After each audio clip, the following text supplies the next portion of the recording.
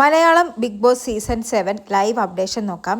ലൈവിൽ ഇന്നലെ വീക്കെൻഡ് എപ്പിസോഡിൽ നടന്ന സംഭവങ്ങളെക്കുറിച്ച് സംസാരിക്കുകയാണ് ബിന്നിയും ഒനീലും. കാരണം ഇന്നലെ ലാലേട്ടൻ ബിന്നിയെയും ഒനീലിനെയും അഭിലാഷിനെയും ഒക്കെ പൊക്കിയിരുന്നല്ലോ.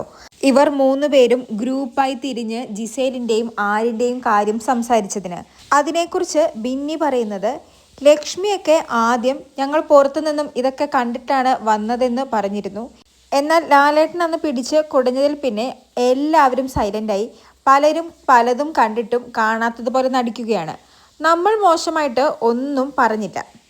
ഒനീൽ അപ്പോൾ പറയുന്നത്, ഇന്നലത്തെ വീക്കെൻഡ് എപ്പിസോഡിൽ ശരിക്കും പറഞ്ഞാൽ ജിസേലിനും ആര്യനിട്ടുമുള്ള കൊട്ടാണ് ബിഗ് ബോസ് കൊടുത്തത്.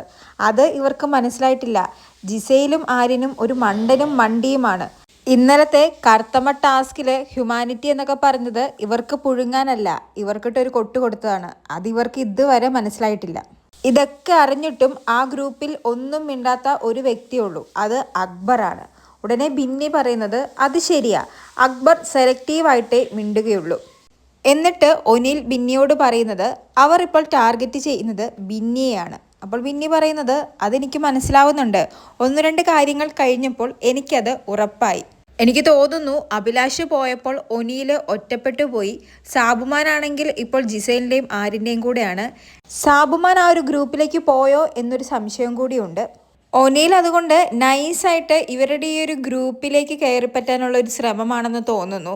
കാരണം ഇതുവരെ ശത്രുപക്ഷത്ത് കണ്ട ബിന്നിയെയൊക്കെ ഇപ്പോൾ ഒനീൽ ഹെൽപ്പ് ചെയ്യാൻ തുടങ്ങിയിരിക്കുന്നു.